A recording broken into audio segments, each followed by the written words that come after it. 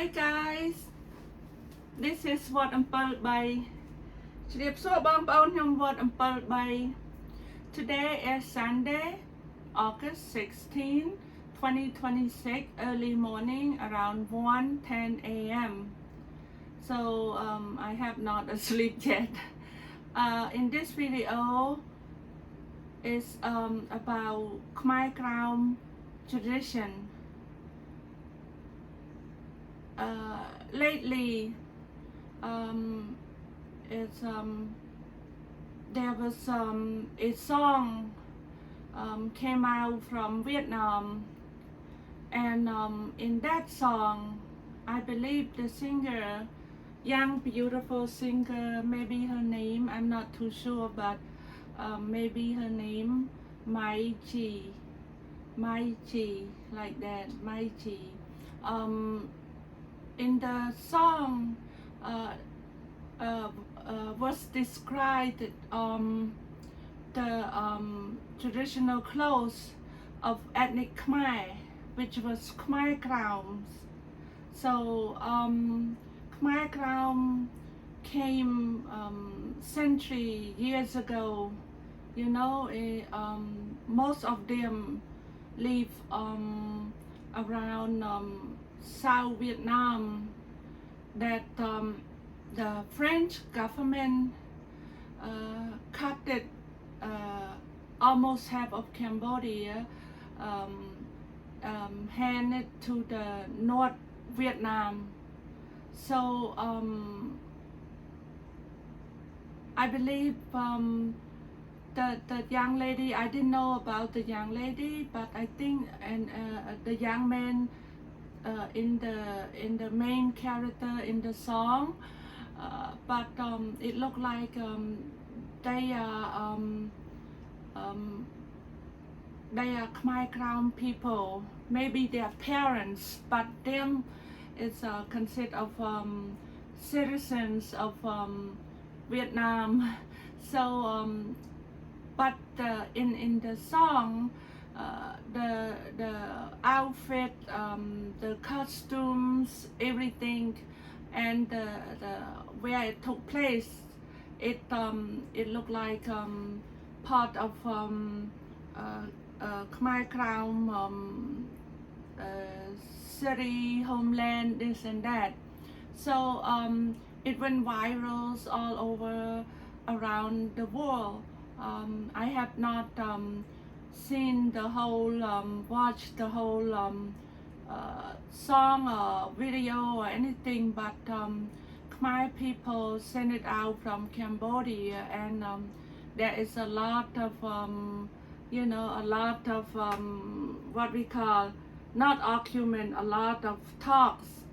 about this, about that, but I believe it was Khmer Krom tradition in that song, and culture, what we call, and costume wearing, the traditional clothes. So I like to, this video is for Khmer Krom people around the world, and that around the world, plus the one that live inside Cambodia at the moment, and the one that live in South, around South Vietnam, in Khmer Krom part that French government cut it and hand them to North Vietnam. So I believe the story, it looked like they live with traditional dance and palace and beautiful temple, this and that. So I like to go straight and explain it to Khmer people, so they won't confuse so and so, you know, they won't be mixing with, maybe this is not Khmer tradition or so and so, but I think they are ethnic Khmer, so it won't be confused, maybe Thailand tradition, or Thailand traditional clothes, so and so, but I think it's not. I think it's a Khmer Crown traditional clothes, ethnic Khmer. And related with royal blood. So I'm going to explain briefly in Khmer language. Thank you guys. បងប្អូនខ្ញុំចេញមកយប់នេះមានការសំខាន់មែនតើនេះម៉ោង1ប្រហែល20минутព្រឹកថ្ងៃអាទិត្យនៅស្រុកខ្មែរយើងវាចូលថ្ងៃត្រង់ថ្ងៃអាទិត្យហើយឃើញមានចម្រៀងបទមួយថាបងប្អូនអ្នកច្រៀងហ្នឹងប្រហែលគាត់ជាកូនប្រហែលជាឪពុកម្ដាយខ្មែរក្រៅម្ដងហើយប្រហែលជាគាត់កើតនៅប្រទេស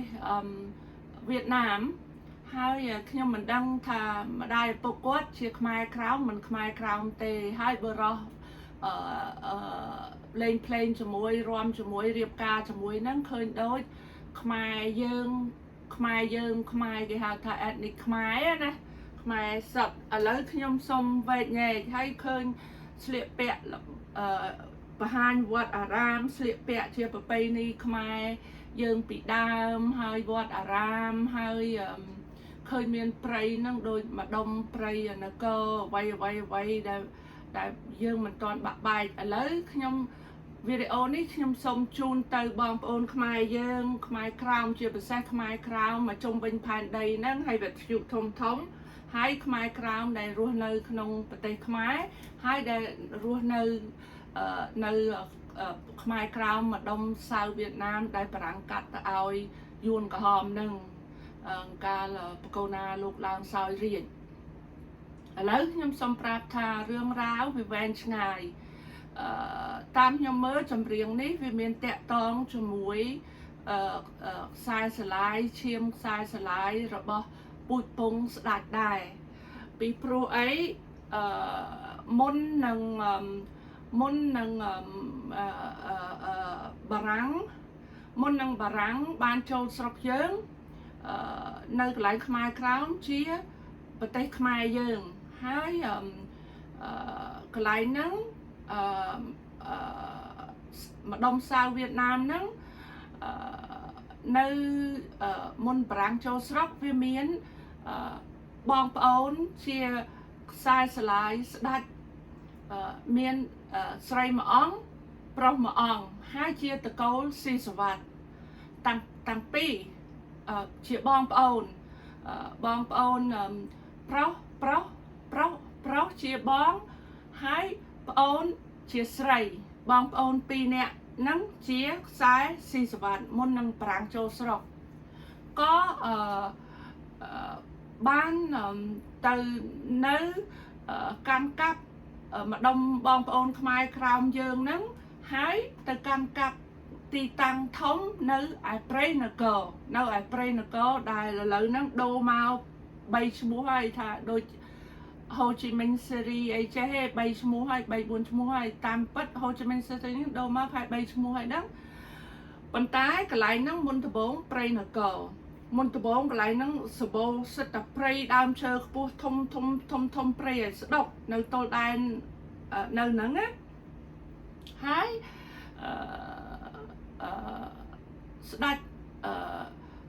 កូនស្ដេចរបស់ខ្មែរយើងហ្នឹង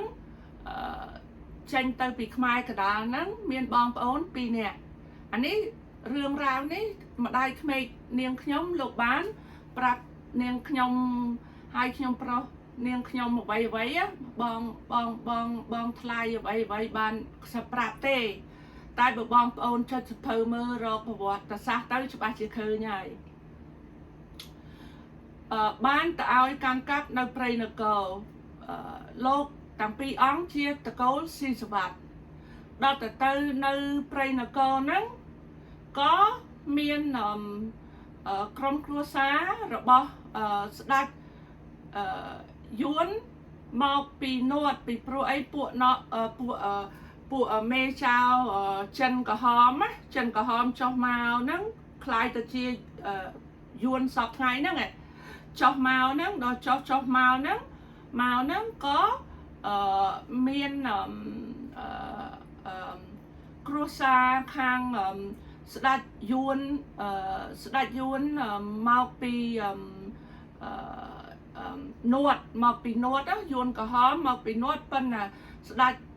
ដេចយួនហ្នឹងលោកមិនមែនជាក្រហមទេប៉ុន្តែពួកចិនក្រហមពួកគេហៅវៀតវាជាដេញមកក៏ក្រុមគ្រួសាររបស់ស្ដេចយួនហ្នឹងបានមកសុំបងប្អូនខ្មែរយើងខាងតកូលស៊ីសវត្តហ្នឹងពីរអង្គហ្នឹងនៅសុំដីស្នាក់នៅម្ដុំបងប្អូនខ្មែរក្រមយើងសពថ្ងៃហ្នឹងនៅព្រៃនគរហ្នឹងហ្មងដល់តែនៅចឹងទៅក៏កូនស្ដេចស្រីរបស់យើងតកូលស៊ីសវត្តហ្នឹងលោកស្រីលោកក៏បានការជាមួយរៀបការជាមួយព្រះអង្គចាស់ខាងស្ដេចយួនហ្នឹងដែលចុះមកពីនួតហ្នឹងមកសុំទឹកដីយើងនៅខាងសាវ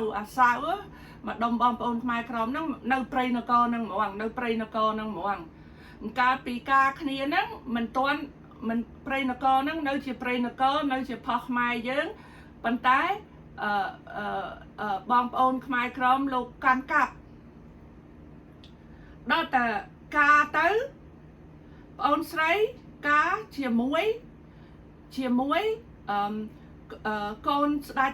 ប្រុសគេហៅថាព្រះអង្គម្ចាស់មិនស្ដេចសោយទេកូនស្ដេចប្រុសផុស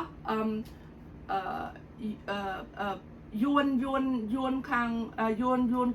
នក្រហមហ្នឹងបើលោកមិនក្រហមទេពួកក្រហមដេញមកហើយក៏បងប្រុសលោកតកូលស៊ីសវត្តដែរខ្ញុំអត់បានចាំ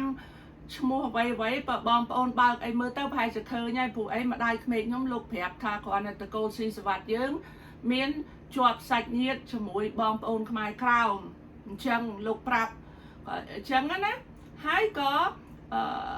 ពេលបងប្រុសហ្នឹងលោកព្រះអង្គស៊ីសវត្តហ្នឹងលោកមិនមែនលួងទេណាលោកត្រូវជាកូនជាចៅអីទេខ្ញុំអត់បានចាំពនាមអីលោកទេគ្រាន់តែម្ដាយក្មេកនាងខ្ញុំលោកប្រាប់ថាបងប្អូនខ្មែរកម្ពុជាក្រោមមានជាប់សាច់ញាតិមានកូនចៅជាមួយតកូលស៊ីសវត្តលោកប្រាប់ចឹងហើយក៏បងប្រុសលោកការជាមួយខាងកូនចៅស្រីដោយថាកូនគេអ្នកធំអ្នកមានអ្នកមុខអ្នកមាត់កូនសេដ្ឋីកូនអីចឹងណាខាង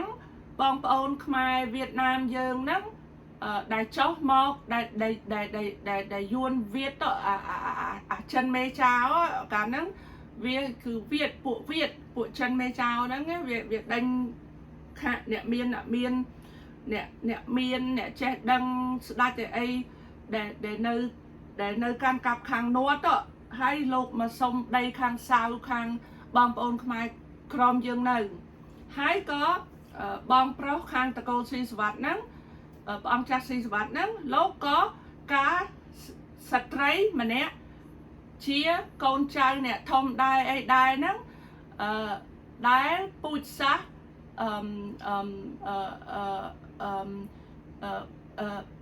វៀតណាមហ្នឹងវៀតណាមីសហ្នឹងណាហើយប្អូនស្រីស៊ីសវត្តហ្នឹងអង្គចាស់ស៊ីសវត្តហ្នឹងលោកក៏ការជាមួយកូនស្ដេចយួនដែលមកសុំដីនៅព្រៃនគរហ្នឹងណាជាមួយស្ដេចស្រីខ្មែរយើងខាងតកូលស៊ីសវត្តម្ល៉េះហើយតកូលស៊ីសវត្តហ្នឹងប្រុសការជាមួយស្រីកូនចៅអ្នកធំមន្ត្រីអ្វីស្ដេចយួនហើយស្រីស៊ីសវត្តអង្គចាស់ស៊ីសវត្តខាងស្រីយើងការជាមួយកូនប្រុសស្ដេចយួន nâng đại lục xông mà nơi prey nở cơ nâng hai đợt trắng đỏ trời rơi khíaពេលដែលស្ដេចស្រីយើងការជាមួយ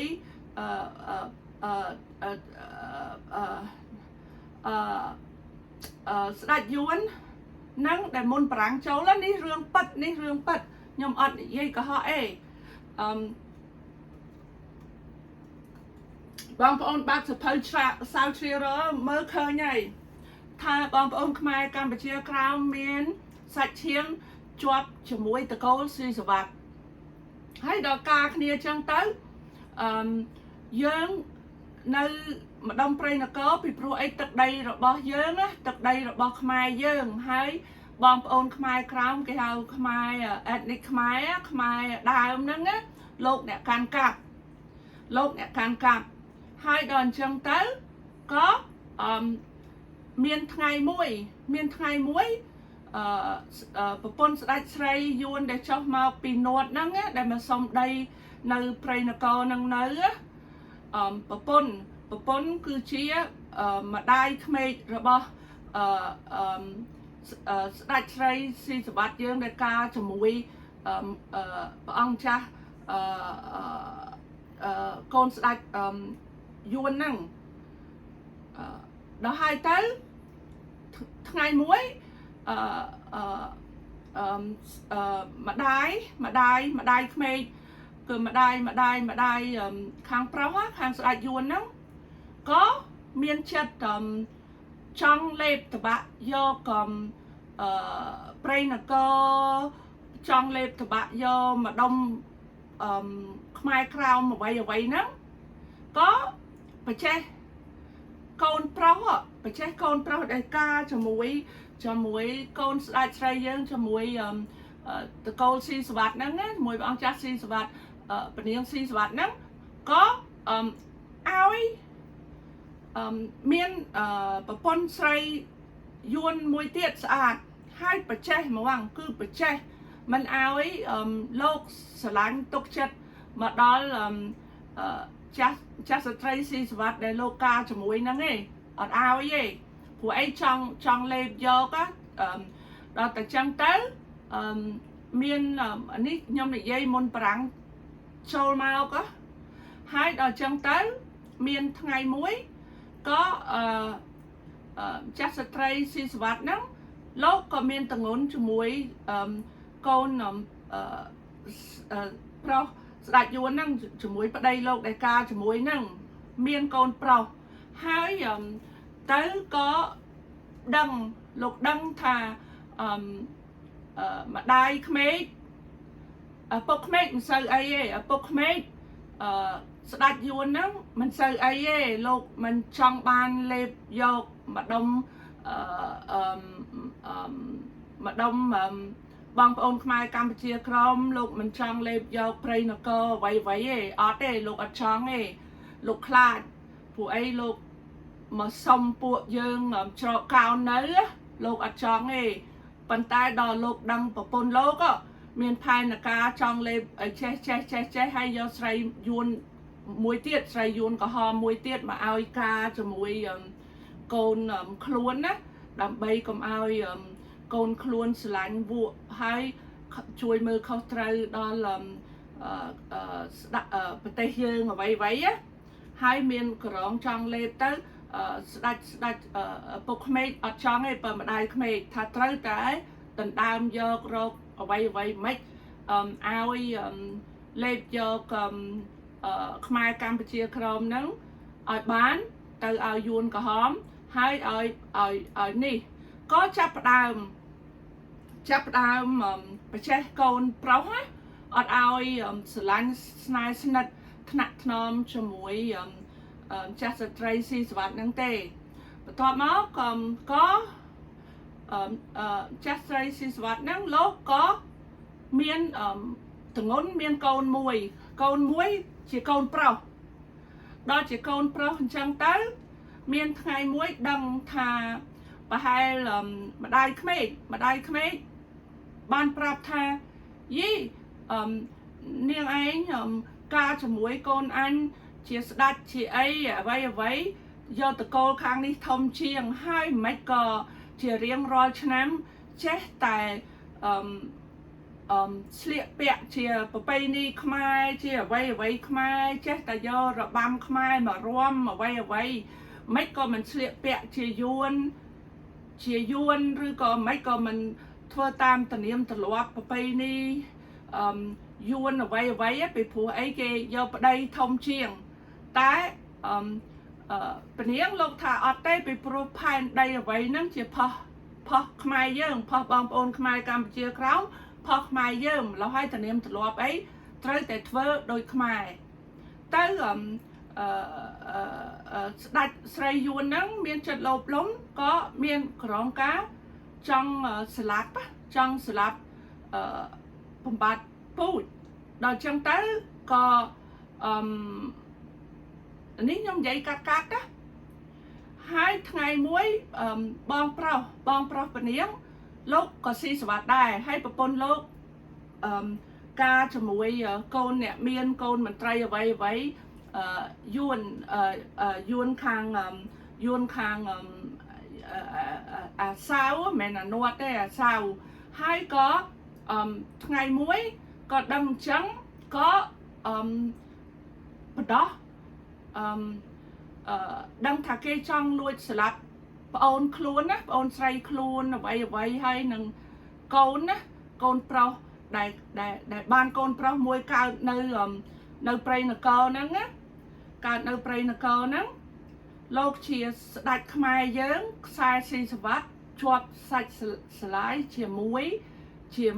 ស្ដេចយួនល្អមិនយួនវៀតកុងឯងយួនល្អដែលអាយួនវៀតវាដេញមកពីនួតទៅលោកមកសុំនៅប្រទេសយើងហ្នឹងណាប្រទេសយើងនៅក្នុងព្រៃនគរហ្នឹងហ្មងក៏ដឹងអញ្ចឹងទៅថ្ងៃមួយបងប្រុសហ្នឹងណាលោកមានប្រពន្ធជាមួយបងប្អូនខ្មែរកម្ពុជាក្រោមប៉ុន្តែបងប្អូនខ្មែរកម្ពុជាក្រោមហ្នឹងជាដូចថាក្រុមគ្រួសារខាងយួនអីចឹងដែរណាក៏ថ្ងៃមួយក៏បដោះប្អូនស្រីហ្នឹងឲ្យរត់មកប្រទេសខ្មែរយើងមកខ្មែរកដាលនេះយកកូនប្រុសមកជាមួយដែលមានជាប់សាច់ខ្សែស្លាយជាមួយ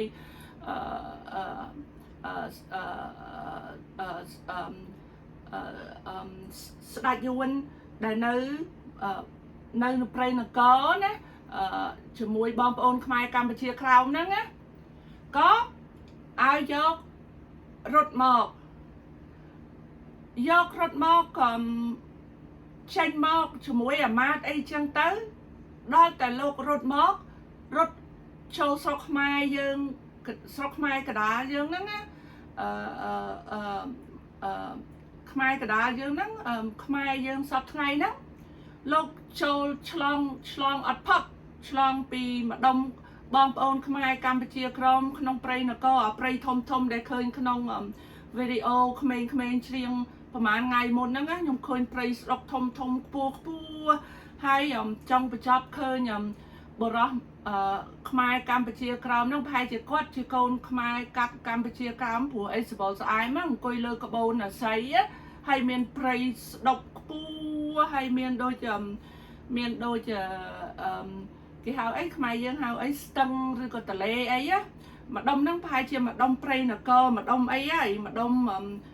ទន្លេមេគង្គអីហើយហ្នឹងម្ដុំពួកគាត់ខ្មែរដើមហ្នឹងណាខ្ញុំឃើញហើយរត់កាត់ព្រៃនគរហ្នឹងមកព្រៃស្រុកហ្នឹងមករត់កាត់មកចិត្តនឹងចូលមកដល់ខ្មែរកដាលយើងហើយក៏ពួកដែលធ្វើការក្រមប្រកបម្ដាយក្មេកហ្នឹងព្រោះអីម្ដាយក្មេកហ្នឹងគឺយួនក្រហមប៉ុន្តែប្តីមិនមែនទេពីព្រោះឪពុកគឺខាងបងប្អូនខ្មែរកម្ពុជាក្រៅឪពុកល្អទេឪពុកមកសុំនៅលោកល្អឯដែលយួនវៀតកុងដេញមកហើយលោកមកសុំនៅផែនដីសាវវៀតណាមហ្នឹងម្ដុំខ្មែរក្រមហ្នឹងមកនៅព្រៃនគរហ្នឹងហ្មងនេះជារឿងពិតម្ដាយក្មេកនាងខ្ញុំប្រាប់ខ្ញុំដល់តែលោករត់ទៅ ចាស់ស្ត្រីស៊ីសវត្តហ្នឹងលោករត់មកវិញក៏ម្ដាយក្មេកហ្នឹងដឹងដៃក្មេកហ្នឹងយួនក្រហមយួនវៀតដែលគេថាមេចៅមេកត្រៀងផោះពូជសាសផោះចិនណាដែលចុះមកវាមានមហិច្ឆតាធំវាចង់លេបយកបន្ទាប់មកក៏ឲ្យតាហ៊ានវាអីវាទៅក៏ចាប់លោកបានអត់រត់អត់បានចូលមកខ្មែរកដាលយើងទេចាប់ចាស់ស្ត្រីស៊ីសវត្តនឹងបានចាប់លោកបានកាត់កលោកចោលនៅនឹងទល់ដែនព្រៃនគរហ្នឹងហើយដែលឈានចូលមកប្រទេសខ្មែរកដាលយើងហ្នឹងណាតែអាម៉ាតបានយកកូនប្រុសដែលលោកមានកូនជាមួយស្ដេចកូនស្ដេចកូនស្ដេចយួនកាត់ខ្មែរកម្ពុជាក្រោមអីហ្នឹងដែលមកសុំនៅហ្នឹងណាក៏នៅកូនប្រុសហើយអាម៉ាតយកកូនប្រុសហ្នឹងចាប់យកទៅវិញអត់បានទេអាម៉ាតខាងខ្មែរខាងទូតខ្មែរយកកូនប្រុសហ្នឹងរត់មកនៅប្រទេសខ្មែរយើងគង់នៅប្រទេសខ្មែរយើងដល់សពថ្ងៃមិននេះដល់គ្រប់ជំនាន់មកដល់ឥឡូវខ្ញុំអត់ដឹងព្រានាមលោកអីមិនទេប៉ុន្តែម្ដាយក្មេកនាងខ្ញុំលោកប្រាប់ថាខាងតកូលស៊ីសវត្តមានជាប់សាច់ញាតិខាងបងប្អូនខ្មែរកម្ពុជាក្រមពីព្រោះអីកាលហ្នឹងព្រៃនគរគឺរបស់បងប្អូនខ្មែរកម្ពុជាក្រមកាន់កាប់របស់ខ្មែរយើងហើយភាគច្រើនប្រុសច្រើនជាកុងសីខ្មែរយើងឲ្យទៅនៅនឹងដូចថាមហាសេដ្ឋីកុងសីមន្ត្រីទៅនៅនឹងក៏ការគ្នាទៅវិញទៅមកជាមួយស្ត្រីបងប្អូនស្ត្រីដែលមកសុំដីនៅលើប្រទេសខ្មែរយើងមកដុំព្រៃនគរមកដុំអ្វីតទៅទៀតហ្នឹងណាគឺគាត់មានសាច់ឈាមជាយួនល្អយួនសាវហើយបន្ទាប់មកក៏វានៅជាមួយគ្នាទៅវាកើតទៅជាខ្មែរហើយស្លេះអំពីបងប្រុសអង្គចាស់ស៊ីសវត្តហ្នឹងបងប្រុសដែលនៅហ្នឹងដែលរត់ចេញមិនបានឲ្យចលះតាប្អូនណាពីព្រោះខ្លាចមកទាំងអស់គេដឹងណាបើនៅតែគេដឹងអញ្ចឹងគេចាប់បានប្អូននៅទល់ដែនហ្នឹងទល់ដែនខ្មែរកដាលយើងហើយព្រៃនគរហ្នឹងនៅអាព្រៃធំដែលឃើញក្នុងវីដេអូចម្រៀងហ្នឹងកាត់កលោកប៉ុន្តែកូនចាប់អត់បានទេកូនប្រុសប្រហែលអាយុកូនប្រុសហ្នឹងកាលហ្នឹងប្រហែលជាអាយុ5ឆ្នាំអីឬក៏4ឆ្នាំឬក៏អីចេះនិយាយហើយអាម៉ាតយកកូនប្រុសហ្នឹងចេញរួចចូលឈានជីសេះឬក៏រត់អីរួចចូលទៅដល់ទឹកដីខ្មែរកដាលយើងណាហើយយួនដែលធ្វើយួនក្រហមដែលធ្វើក្រុមប្រកបម្ដាយក្មេកជីដូនផោះស្ដេចប្រុសក្មេងស៊ីសវត្តហ្នឹងក៏ត្រឡប់មកវិញហើយក៏អាម៉ាតខ្មែរយើងហ្នឹងក៏យកកូនប្រុសដែលមានសាច់ឈាមជាមួយ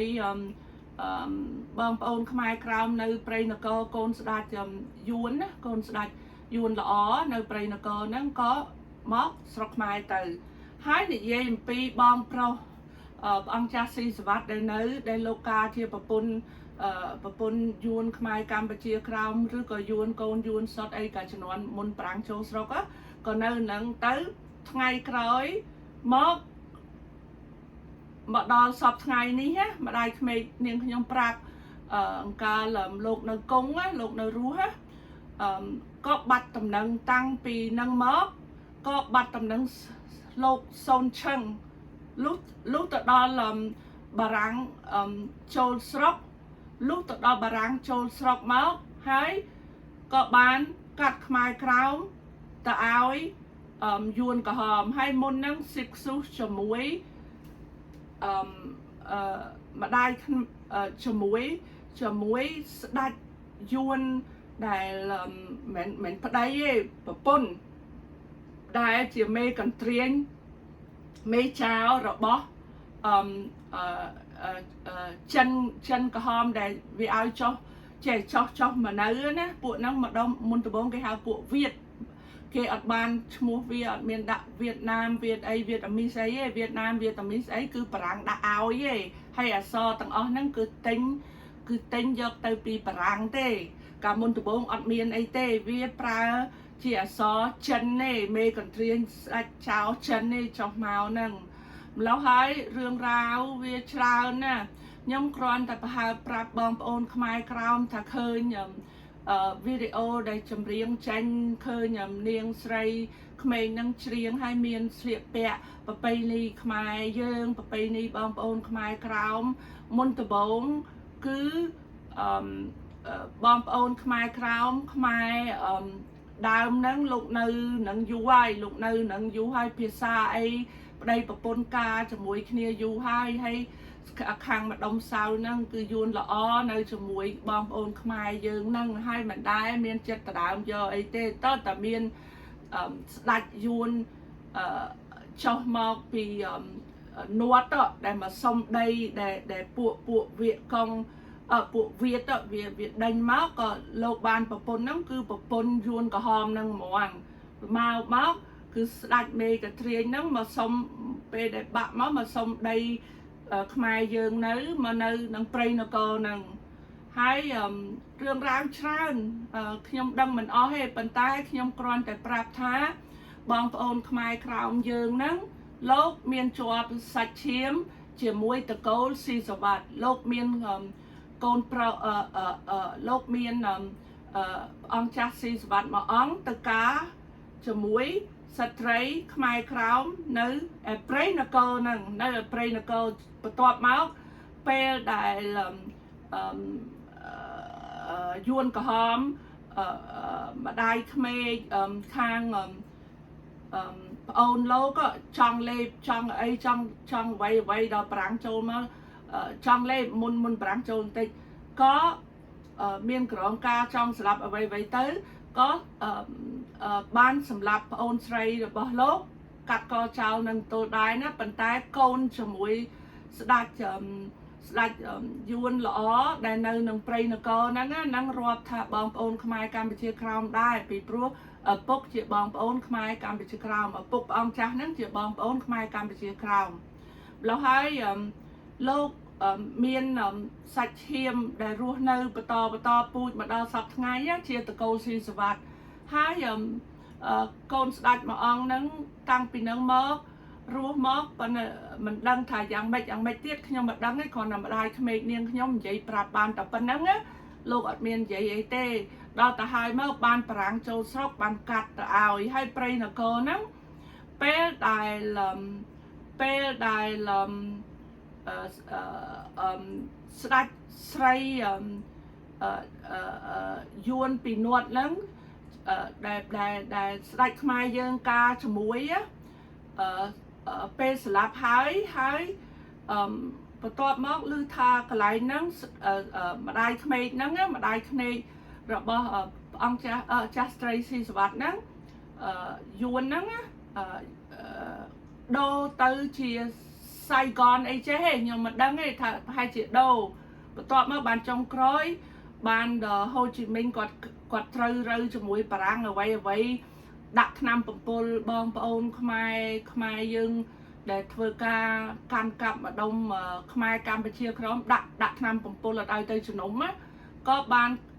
mấy nhưng mà đăng to được tia đây rương ra với trơn á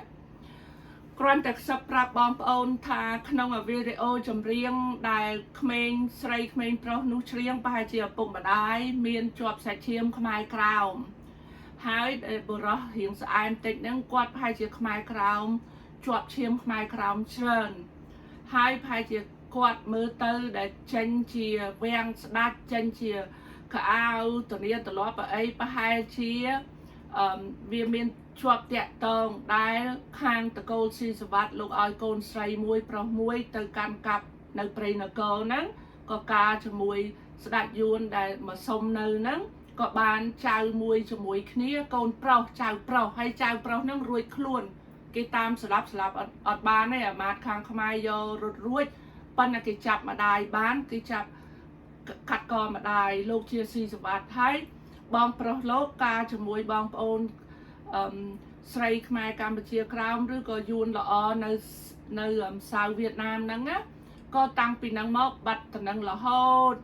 មកដល់សពថ្ងៃហ្នឹងលហើយប្រហែលជាមានរឿងអីដែលលាក់សិពៈតេតិនដែលបងប្អូនខ្មែរកម្ពុជាក្រោមដឹងហើយមិនបាននិយាយប្រាប់ឲ្យទលំទលាយខ្លាចគេស្លាប់មិនចា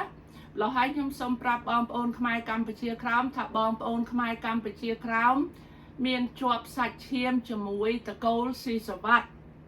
ពិតអញ្ចឹងហ្មងអត់មានលះអត់មានបាំងអត់មានអីទេហើយជំនាន់ហ្នឹងមន្ត្រីធំអ្វីដែលស្ដេចខ្មែរយើងដែលនៅខ្មែរកដាលហ្នឹងលោកឲ្យទៅកាន់កាប់ហ្នឹងធ្វើការជាមួយគ្នាឲ្យបងប្អូនខ្មែរក្រោមហើយនឹងសាវវៀតណាមហ្នឹងយួនល្អហ្នឹងមិនមែនយួនកុម្មុយនីសហ្នឹងរស់នៅជាមួយគ្នាការគ្នាប្តីប្រពន្ធចែកដីគ្នានៅគ្រាន់តែចាយដនអីមុនប្រាំងចូលស្រុកបន្តិចដែលស្ដេចយួនមកពីនួតហ្នឹងគាត់មកសុំនៅហើយគាត់ការជាមួយស្ដេចយើងហើយគាត់បញ្ជាឲ្យស្ដេចយើងថាឲ្យត្រូវតែស្លៀកពាក់អ្វីចុងក្រោយគាត់ស្លាប់កូនប្រសាស្រីហ្នឹងប៉ុន្តែចៅរបស់ដែលបានគ្នាជាមួយស្ដេចយួនហ្នឹងហើយបងប្អូនខ្មែរកម្ពុជាក្រោមហ្នឹងនៅរស់ទេប៉ុន្តែឥឡូវប្រហែលជាវាតពូជមកដល់ពួកយើងអ្វីទាំងអស់ម្ល៉េះហើយខ្ញុំប្រាប់បងប្អូនខ្មែរកម្ពុជាក្រោមថាបងប្អូនមានជាប់សាច់ញាតិពញាតិនវងសានវងនិងតកូលស៊ីសវត្តអញ្ចឹងខ្ញុំចាំមើលខ្ញុំរកនឹកថាវាមានអីទៀតប៉ុន្តែបងប្អូនខ្មែរកម្ពុជាក្រោមបើកមើលទៅឃើញហើយថាជំនាន់ណាការមួយណាហើយវាកើតទៅជាមានវាំងមានតនាមទលាប់អីមិនមកពីមានអារឿងអស់ហ្នឹងជាប់មកហ្មងដែលឆ្លៀកពាក់ជារបាំខ្មែរវាំងខ្មែរជាស្ដាច់អ្វីហើយការតនាមទលាប់ខ្មែរដូចខ្មែរអីវ៉ៃខ្មែរក្នុងចម្រៀងរបស់នាងស្រីស្រស់ស្អាតម្នាក់ក្មេងហ្នឹងច្រៀងហៅថាឈ្មោះគាត់ចេះម៉ៃជីចេះហ៎ម៉ៃជីសតា5មេម៉ៃជីចឹងហ្មងចឹងសូមអរគុណហើយសូមបងប្អូនខ្មែរយើងអ្វីកុំងឿងឆ្ងល់អីទេចម្រៀងហ្នឹងគេលើកផាជាបងប្អូនខ្មែរក្រោមយើងហើយនាងស្រីហ្នឹងមានសាច់ឈាមជាប់ខ្សែស្រឡាយអ្វីមកជាស្ដេចយើងអីដូចខ្ញុំប្រាប់ចឹងប្រហែលគាត់ចង់លើកនៅប្រពៃណីនៅពូជពងខ្មែរយើងឡើងវិញទេដែលលាក់កប់ទុកហើយដែលបងប្អូនមិនដឹងអញ្ចឹងខ្ញុំសូមអរគុណសូមជម្រាបលា